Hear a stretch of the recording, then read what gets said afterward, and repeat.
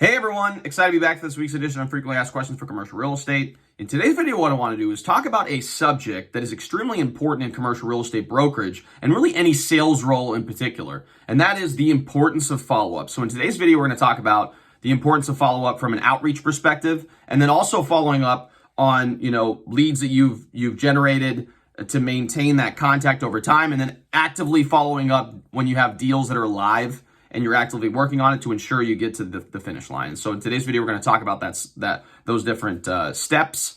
I would really appreciate if you could like and subscribe to this channel. It really helps with the YouTube algorithm and ensures more and more people can hear this message and learn about the many facets of commercial real estate. So now you've done that, go ahead and like and subscribe below. Let's go ahead and dive into this episode. All right, so if you've been in the commercial brokerage business for any length of time, you hear professionals in the industry say follow-up is the key to success. And I happen to believe that is the case as well. I think there's just a statistic out there that says that that 80% of sales occur after at least 5 follow-ups. So, there's going to be a lot of times where you make outreach with people, whether that's through calling or emailing or mailers or whatever, and you may not receive a response right away.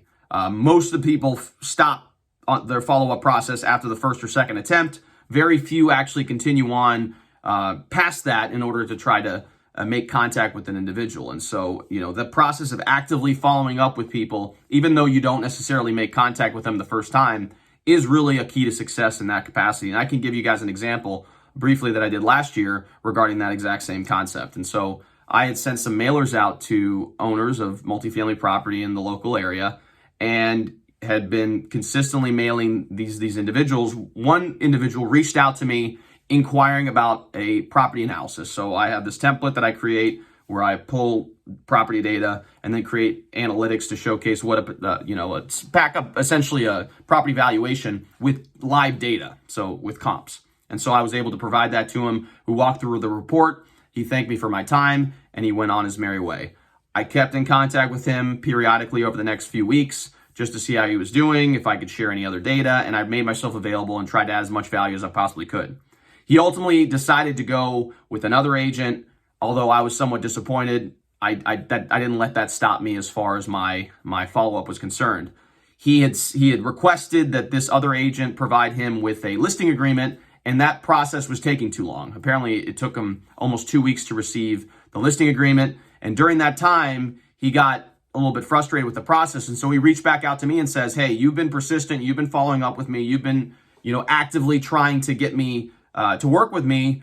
If you send me the listing agreement today, I'll sign it." And so ultimately I sent him the document. He reviewed it, he signed it, and I was able to start helping him with the sale of his 5-plex. And I was able to ultimately help him sell his 5-plex, and that led to a pretty decent sized commission for me as a result of just me continually following up with him once I had actually made contact and being readily available to answer any of his questions and share whatever data I could. I also have a campaign of active follow-up on leads that I generate. So anytime that I generate a lead, I input it into my CRM, and then I set reminders for myself every few weeks to reach out to individuals. But I don't just reach out to individuals to tell them, "Hey, how's it going? Are you looking to sell at this time?" I try to provide some additional data that may be pertinent to them. I may say something like, "Hey, how's it going? This is Raphael. I know we spoke a few weeks ago regarding your property.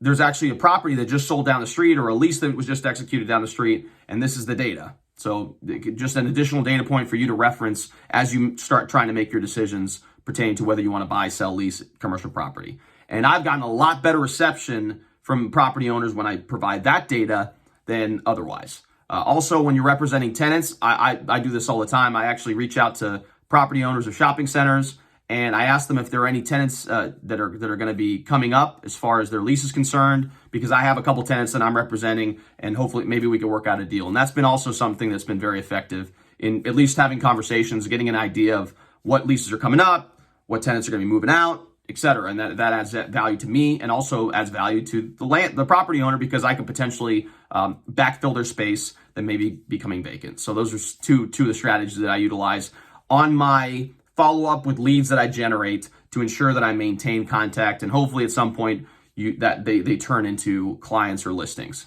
So that's number 2. And then finally, number 3, as you're working on existing deals, you need to consistently be in communication with your clients. There's deadlines you have to hit.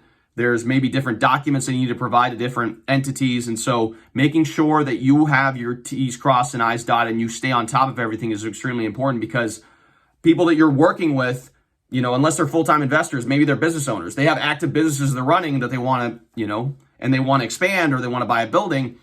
They may not be on top of it all the time when it comes to the process of acquiring a commercial building or selling a commercial building. And so you have to be the one who takes it upon yourself, and that requires you to follow up and be in constant communication with your clients. And so that's why it's so important, in my opinion, to have a CRM. If you are working with a brokerage that has a CRM, great. If not, start doing research to find ones that could be beneficial to you. I use Pipedrive.